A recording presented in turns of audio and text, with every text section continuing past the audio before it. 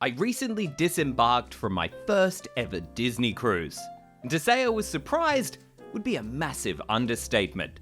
I wasn't sure what to expect, but when Disney announced they were bringing the Wonder to Australia for the first time ever, I knew I had to be on board. I thought I would have a decent time, but found myself worrying about the sheer cost of the cruise. Could it ever live up to the lofty asking price? Little did I know I was in for an incredible adventure, one that threw me back to the Disney of old and skyrocketed to one of the best vacations I've ever had. Of course, that doesn't mean things were perfect, and there are some changes Disney needs to make if they wish to continue sailing down under in the long run. So today, let's talk about the good, the meh, and the ugly of my recent sailing with Disney Cruise Line. Of course, the good is the perfect place to start, as it's the overwhelming majority of my feedback. A lot of people have said that the Disney Cruise Line experience is like stepping back to the Disney of the past. The guest experience is front and center across the whole experience. All cast members go above and beyond to help you out. For example, on our first day when picking up a drink, we were asked if we wanted the souvenir cup. As a connoisseur of collectible drinkware, I, of course, said yes. However, they appeared to be sold out at that specific bar, so I said, it's fine, I'll grab one later. That wasn't a solution for the bartender though, who I think may have hunted through the entire ship to find our glasses and bring them to us. On my most recent trip to Walt Disney World, I felt like I was a nuisance if I ever had to ask for anything.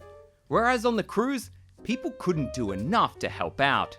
This is a big benefit of the cruise.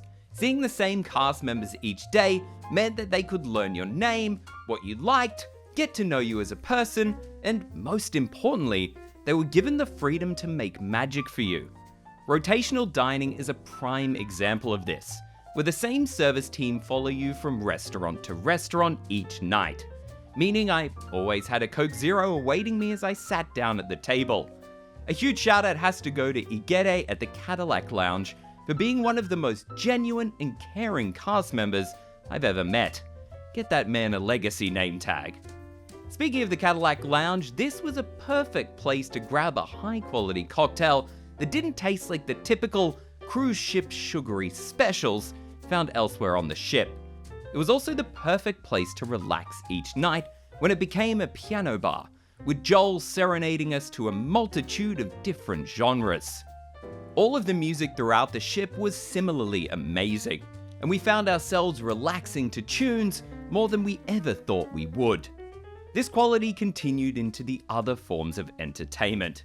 Disney is known for their shows and for good reason, but the stage shows on the cruise ship are arguably better than any seen in the Disney parks. The Golden Mickeys was an all-around fun show. Frozen the Musical Spectacular had some spectacular stagecraft, and Disney Dreams brought a tear to my eye with that touch of Disney magic. Having 2 fireworks shows at sea was also a surprise on our short 4-night cruise. Pirates in the Caribbean, even though we were in Australia, was a lot of fun, and we particularly enjoyed the Marvel show that blended fireworks and storytelling in a way not seen before. You will definitely not be bored on the ship. You can do as much or as little as you would like. A longer cruise would allow for a more careful balance of these two though, as even the 4 nights felt difficult to do everything and still get some relaxation in.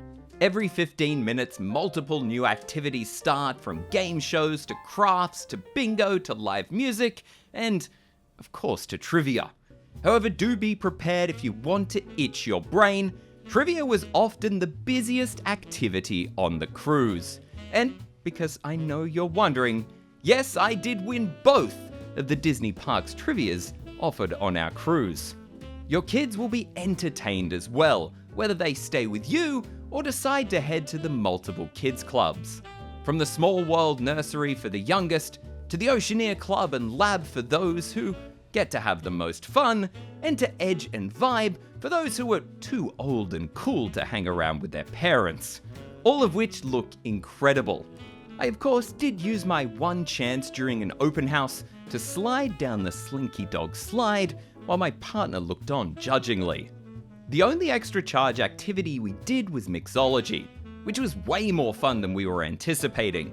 The bartender hosting the course was hilarious, and let's just say we stumbled out more than we walked out at the end. The staterooms are a great place to rest your head after a long day, and they are huge compared to other cruise ships I've been on. The split bathrooms were also a game changer for getting ready.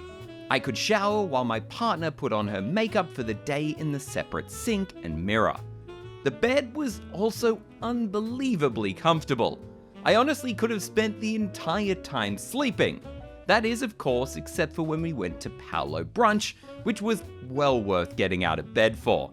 This was easily the best food we had on the cruise and contained what has to be the best lasagna I have ever eaten. Did I have 2 plates before 11 AM? One never tells. This is a perfect time to move on to the meh of our cruise though. As while Paulo food was incredible, the rest was rather varied. There was more food than one could ever eat, but it was greatly mixed in quality. Pretty much every meal contained a hit, but also a miss.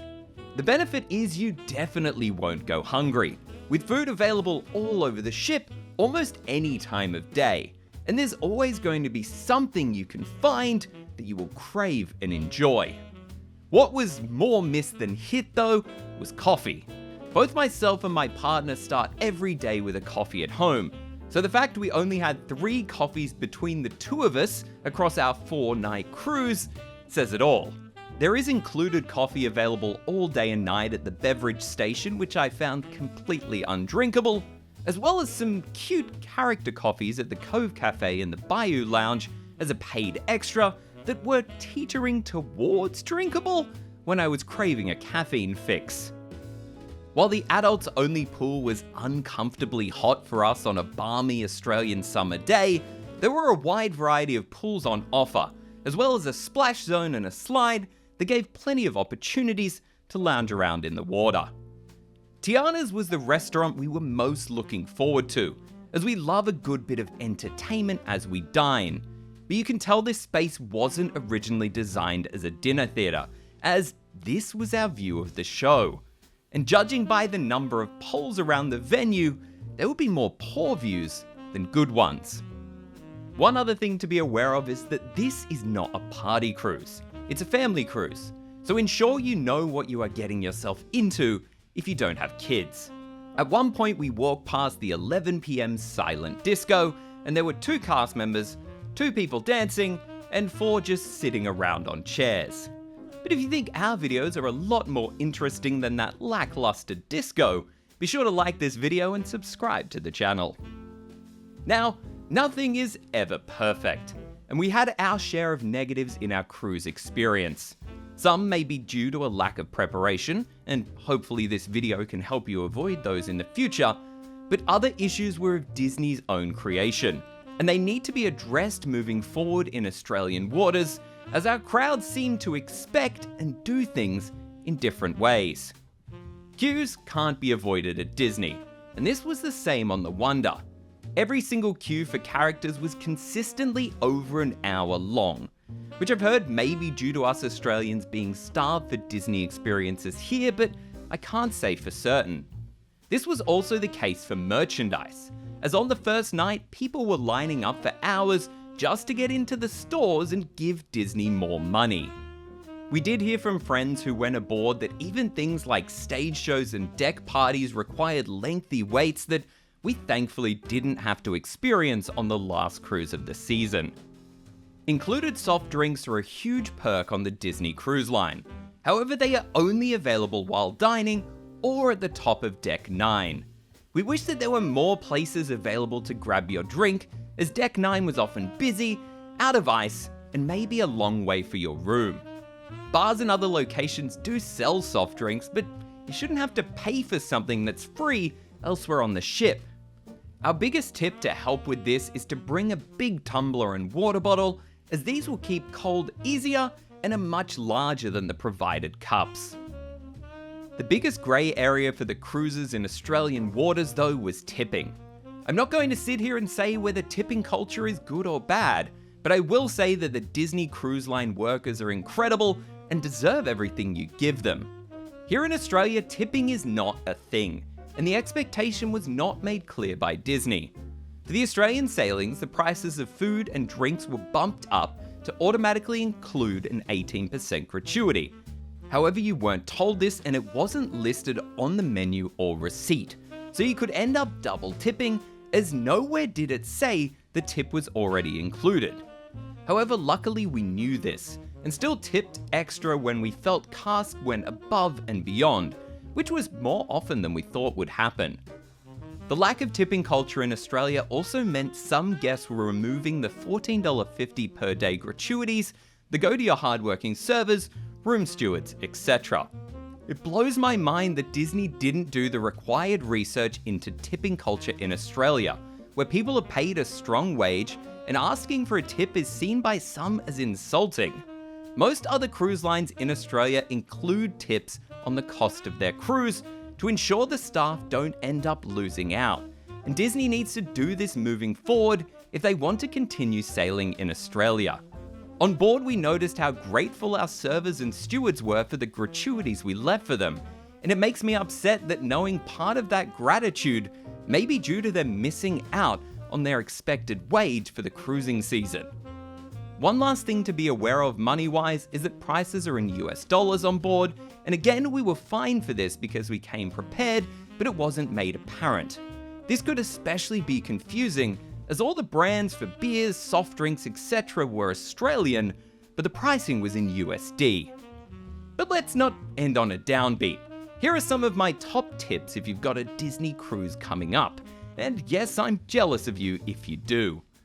If you're going as a duo, make friends with other cruisers. Everyone we interacted with was super friendly, and for events like trivia, there are 4 prizes up for grabs, so teaming up with another couple doubles your chance of winning. Don't stress if you get stuck with late dining. We were initially worried that 8:15 was too late to start a 90-minute dinner, but late dining had fewer families and was generally pretty chill. There is always food available as well, so don't worry about getting hungry before your dinner service. If you want some extra magic for your cruise and to add some extra magic to others, join a magnet or fish extender exchange.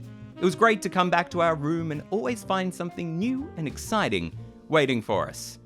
Finally, if you're watching deck parties, the second level can be a great place to grab a perfect view without having to get there quite as early as downstairs. The ultimate proof of how incredible my time aboard the Disney Wonder was is the fact that within 7 days of disembarking, I had already booked another Disney cruise. I hope that DCL is set up to come to Australia for the long haul, and that they can fix those small, easy to solve issues that won't be as easy to brush over now that they have 1 season of sailing under their belt. But over to you.